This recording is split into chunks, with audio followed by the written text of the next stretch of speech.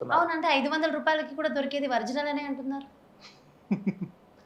ఎట్లా ఒరిజినల్ అవుతుంది? హ్మ్. రత్నము. హ్మ్. జెమ్ స్టోన్ రేరిటీని బట్టి దాని తాలూకా ప్రైస్ ఫిక్స్ అవుతుంది. ఇందాక మీకు చెప్పింది. మళ్ళా రిపీట్ చేస్తున్నా. జెమ్ స్టోన్ తాలూకా cut, colour, clarity and carat వెయిట్‌ని బట్టి 4 సీస్ అంటాం. హ్మ్. లాస్ట్ సి క్యాష్ దీనిపైన డిక్లేర్ అవుతుంది. రత్నము తాలూకా రంగు తక్కువొచ్చింది. ఆ! ఇందాక మీకు చెప్పినట్టు ఒక పెద్ద రఫ్ జెమ్ స్టోన్ మనకు దొరికింది. దాంట్లో మంచి కలర్ ఉన్నది ఒక పక్కకే ఉంది. మిగతాదంతా కాస్త కలర్ తక్కువ ఉంది. ఆ కలర్ తక్కువ ఉన్న దానికి రంగు ఎక్కిచ్చామనుకోండి. సో అది ఆబ్వియస్‌గా దీంతో పాటు సరిసమానంగా కనపడుతుంది గదా! ఆ! రూ. 100 నోటుకి ఎవరైనా రూ. 100 చిల్లరిస్తారు. అంతే. రూ. 100కి 200 చిల్లర ఇవ్వరు. ఒకసారి ఆ క్లారిటీ ఏమైనా లైవ్‌లో చూపించగలుగుతారా? చూపిస్తాను. జెమ్ స్టోన్స్ ఉన్నాయి చూపిస్తాను. ఒక జాతి కెంపు మనకు ముడి దశలో ఇట్లా ఉంటుంది. దాని తాలూకా సర్ఫేసు, దాని తాలూకా టెక్స్చర్‌ని మీరు గమనించండి. దాన్ని కటింగ్ అయిన ప్రాసెస్ అయిన తర్వాత డీప్ కలర్ రెడ్‌లో ఉన్నది ఇట్లా ఉంటుంది. దీంట్లో కలర్ షేడ్స్ రూబీ కెంపు ఏదైతే ఉన్నదో ఆ కెంపు లైట్ పింక్ షేడ్ నుంచి డార్క్ పీజన్ స్ప్లిట్ షేడ్ వరకు వస్తుంది. ఇక్కడ మీకు కనపడుతున్నట్లు అన్ని దీంట్లో కలర్ షేడ్స్ని బట్టి దీంట్లో కలర్ అయిపోయింది. నెక్స్ట్ క్లారిటీ, రత్నం తాలూకా పారదర్శకత ఎంత క్లియర్గా ఉన్నది. క్లారిటీ ఎందుకు అంత ఇంపార్టెంట్? మెరవం అంటున్నారు కదా, మరి క్లారిటీ ఎందుకంత ఇంపార్టెంట్ అండి? జెమ్ స్టోను లైట్తో ట్రాన్సాక్ట్ అయ్యిద్ది. రత్నం గుండా కాంతి ఎంత వెళ్తుంది, ఎంత ఫిల్టర్ అవుతుంది. మీరు జెమ్ స్టోన్ రింగ్స్కి అబ్జర్వ్ చేశారా? బ్యాక్ సైడ్ ఓపెన్ ఉంటుంది. ఎందుకు ఓపెన్ పెట్టుకుంటున్నాం? మనకు సన్లైట్ నుంచి, మూన్ లైట్ నుంచి ఆ ఎనర్జీస్ మనకి మన ఆరా సిస్టంలోకి రావడానికి బ్యాక్ సైడ్ జెమ్ స్టోన్ని ఓపెన్ చేస్తున్నాం కదా. సో ఆ లైట్ ట్రాన్సాక్షన్ అన్నది జెమ్ స్టోన్ తాలూకా క్లారిటీని బట్టి ఉంటుంది. సో క్లారిటీ ఎక్కువ ఉన్న జెమ్ స్టోన్స్ కాస్ట్ ఎక్కువ ఉంటాయి ఆబ్వియస్గా. క్లారిటీ తక్కువ ఉన్న జెమ్ స్టోన్ కాస్ట్ తక్కువ ఉంటాయి. ధారణ చేసేవారు కూడా వివిధ రకాల ఆర్థిక పరిస్థితుల్లో ఉంటారు కాబట్టి, ఇప్పుడు ఒకప్పుడు రాజమహారాజులకు మాత్రమే, కేవలం కొన్ని వర్గాలకు మాత్రమే రత్నాల ధారణ చేసే అర్హత ఉంది. అప్పుడు కాలంలో ఎవరు పడితే వాళ్ళు ధారణ చేయకూడదు. అది పెద్ద నిషిద్ధం. అది ఓన్లీ వాళ్ళు మాత్రమే ధరించాలి. ఈరోజు వాళ్ళ పరిస్థితులు, కాలమైన పరిస్థితులు బట్టి అప్పుడు వర్గాలుగా డివైడ్ అయ్యారు. ఒకళ్ళు అడ్మినిస్ట్రేషన్, వాళ్ళ అడ్మినిస్ట్రేషన్ మాత్రమే చూసుకోవాలి. రాజా అధికారాసు, దాని తర్వాత వర్తకం, దాని తర్వాత కర్షకులు. అది రాచరికంలో ఉన్న అంశాలు. ఇప్పుడు మన డెమోక్రసీ, ప్రజాస్వామ్యం, ప్రజలే రాజులు. ఇప్పుడు అందరికీ అన్ని అందుబాటులోకి వచ్చినాయి. గుప్త విద్యలు కూడా, కొన్ని రకాల గుప్త విద్యలు కూడా అర్హత మేరకు ఇప్పుడు నేర్పడానికి సుముఖతని చూపిస్తున్నారు అందరూ. దానివల్ల మనకి జెమ్ స్టోన్స్ ఇప్పుడు అందరూ ధారణ చేసే పరిస్థితిలోకి వచ్చినాయి. కాబట్టి దీంట్లో అన్ని ఆర్థిక పరిస్థితుల్లో ఉన్న వాళ్ళు ఉంటారు. ఒక ఆటో డ్రైవర్ ఉండొచ్చు, లేకపోతే ఒక చిన్న సెక్యూరిటీ గార్డ్ ఉండొచ్చు. తన జీవితాన్ని సంస్కరించుకోవటానికి, తన జాతకాన్ని బాగు చేసుకోవటానికి తన వంతు ప్రయత్నంగా తను రత్నధారణ చేయాలనుకున్నప్పుడు అన్ని స్థాయిల వారికి అందుబాటులో ఉండాలి జాతిరత్నం. మేము మా గాయత్రి డైమండ్స్లో అన్ని క్వాలిటీస్ని మెయింటైన్ చేస్తాం. ఆస్ట్రాలజికల్ గ్రేడ్స్ని మెయింటైన్ చేస్తాం. అంటే జాతకరీత్యా బెనిఫిట్స్ని అందించే జాతిరత్నాలు మాత్రమే మెయింటైన్ చేస్తాం. మిగతా సింథటిక్స్ కానీ రూ. 500 ఒక జాతిరత్నము. ఒక జెమ్ టెస్టింగ్ ల్యాబొరేటరీలో ఒక జాతిరత్నాన్ని పరీక్షించాలంటే వాళ్ళు ఛార్జ్ చేసే ఫీజే 300 నుంచి 500 ఉంటుంది. మరి ఏ రకంగా రూ. 500 మీకు జెమ్ స్టోన్స్ ఇస్తున్నారో నాకు అర్థం కావట్లేదు. అయితే సార్, నిజంగా ఈ రత్నాలు ధరించడం వల్ల ఆ ఫలితం ఉంటుందంటారా? 100% ఉంటుందమ్మా. ఓకే. అది ఉంది లేనిది ఎలా తెలుసుకోవాలి? మీ అమ్మగారు ఖచ్చితంగా ఏదో ఒకటి మీకు నచ్చేది వండుతారు.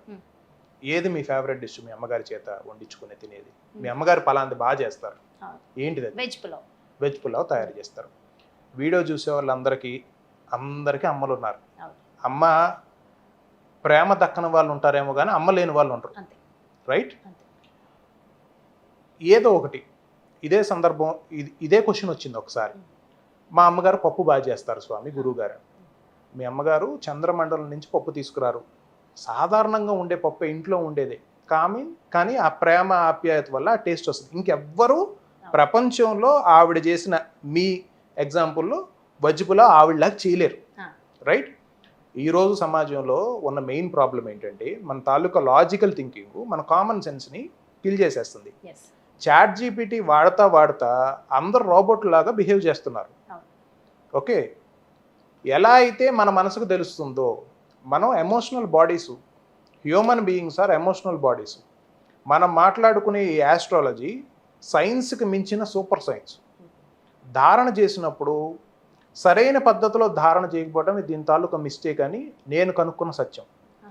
జెమ్ స్టోన్స్ని ఒక ఎఫ్ఎంసీజీ ప్రోడక్ట్ లాగా సింపుల్గా వాడుక భాషలో మీకు అర్థమయ్యేటట్టు చెప్తాం. మాకు గురువుగారు ఉన్నారండి, లేదా మా పంతులు గారు చెప్పారండి, మాకు కెంపు పెట్టుకోమన్నారు. 4 షాపులకు వెళ్ళటం, ఒక జెమ్ స్టోన్ తీసుకోవటం, సర్టిఫికేట్ ఉందా లేదో చూసుకోవటం, వాడు ఒక 10,000 చెప్తే 5,000 నుంచి బేరం ఆడటం, ఎక్కడో ఒక 6,000 7,000కు అయిపోతుంది, బేరం సెట్ అయిపోతుంది. ఒక ఉంగరం తయారు చేసుకొని తగిలిచ్చేసుకోవటం. దాని తర్వాత 4-5 వీడియోలు చూడటం, ఇది పెట్టుకుంటే మంచిదని చెప్పేవాళ్ళు 10 మంది, పెట్టుకుంటే మంచిది కాదని చెప్పేది 20 మంది. ఈ గ్రేటెస్ట్ కన్ఫ్యూజన్తో మీరు అడిగిన క్వశ్చనే వస్తుంది, నిజంగా వస్తుందా బెనిఫిట్, నిజంగా రాదా అని. మరి ప్రాబ్లం చెప్పారు కదా, సొల్యూషన్ ఏంటి? రైట్ వేలో జెమ్ స్టోన్ ఎట్లా పెట్టుకోవాలన్నది చెప్తాను చూడండి. జాతక పరిశీలన సరైన వ్యక్తి చేత చేయించుకోండి. ఎక్కడ చేయించుకోవాలన్నది మీ తాలూకా విజ్ఞతకే వదిలేస్తారు. సరైన వ్యక్తి ఎవరు అనేది దాని మీద సబ్జెక్ట్ నాలెడ్జ్ ఉన్నవారు. అంటే ఇది మళ్ళా లాంగ్ ఎక్స్ప్లెనేషన్ అయింది. ఇప్పుడు ఒక డాక్టర్ ఉన్నారు, డాక్టరు ఒక పేషెంట్ని అబ్జర్వ్ చేయాలంటే కొన్ని రకాల శరీర భాగాలను చూడాల్సిన అవసరం ఉంటుంది. అది పరీక్ష అయిన తర్వాత బయటకు వచ్చి పలానా శరీర భాగం ఎలా ఉంది అని చెప్పడం ఎంత తప్పు, బహిర్గతంగా వ్యక్తిగత జాతక పరిశీలనలు కెమెరా ముందు చెప్పడం అంతే తప్పు. ఇది నా వ్యక్తిగత అభిప్రాయం. వాళ్ళ తాలూకా పాండిత్యాన్ని నిరూపించుకోవటానికో, వారు గొప్పని చెప్పుకోవటానికో, వారికి శాస్త్రం తెలుసని నిరూపించుకోవటానికో వాళ్ళు చెప్తే చెప్పుండొచ్చు కాక, జాతక పరిశీలన ఆధ్యాత్మిక సాధన ఎప్పుడూ వ్యక్తిగతమైన అంశములు. అది కంప్లీట్లీ చాలా చాలా ఇంటర్నల్ థింగ్స్కి సంబంధించి ఉంటాయి. ఒక వ్యక్తి జాతక పరిశీలన చేస్తున్నామంటే తన తాలూకా పాస్ట్, ప్రజెంట్ అండ్ ఫ్యూచరు, దాంట్లో ఎన్నో రకాల అంశాలు, ఎన్నో రకాల డీప్ ఇన్ఫర్మేషన్స్ ఆస్ట్రాలజర్కి తెలుస్తాయి. చెప్పుకునే వాళ్ళు కూడా బాధతో చెప్పుకుంటారు. ఒక తల్లి ముందు ఎట్లా అయితే కన్నీళ్ళు పెట్టుకొని చెప్తారో అట్లా నాకు చెప్పిన వాళ్ళు కొన్ని 100 మంది ఉన్నారు.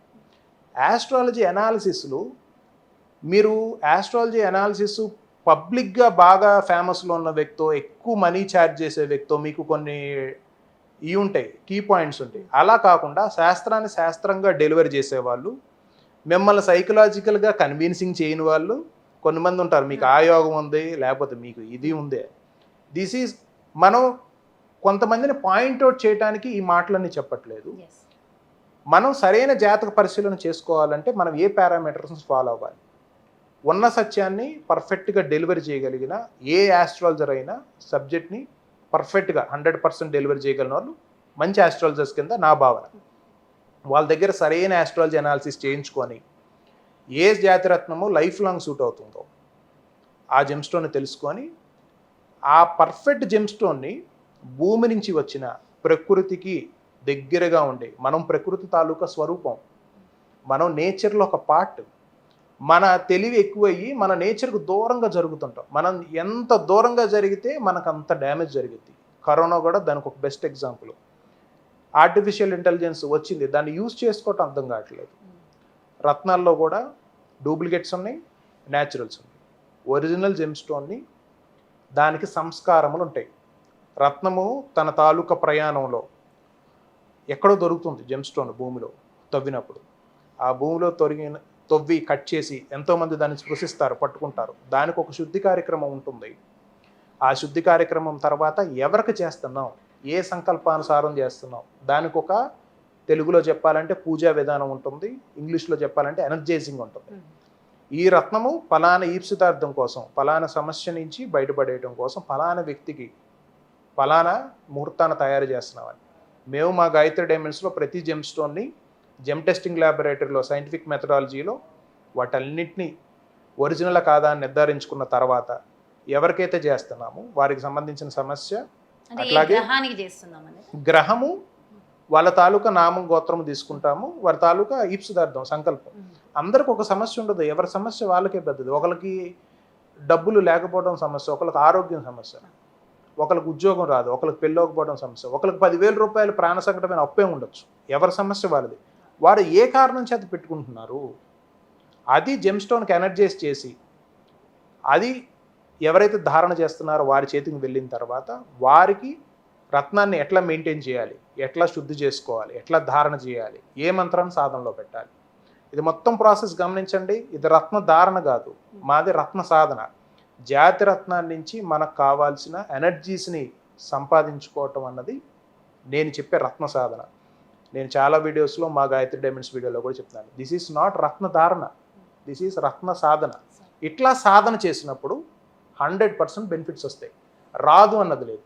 మనం పిల్లాడిని స్కూల్లో వేసాం, చదివాడు, వాడు అవుతాడా అవడా, వాడికి విద్య వచ్చిద్దా రాదా అని అంటే చదివిన వాడికి, శ్రద్ధ ఉన్నవాడికి, గురువు చక్కగా పట్టుకొని చెప్పిన వాడికి వస్తుందా రావట్లేదా?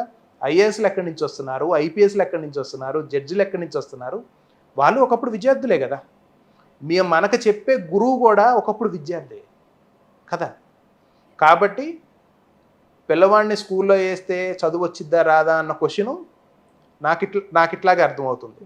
జాతకం రాళ్ళు పెట్టుకుంటే పని చేస్తుందా లేదు, అది మనం శ్రద్ధ పెడితే ఎలాగైతే వస్తుందో ఇది శ్రద్ధ పెడితే 100% వస్తుంది.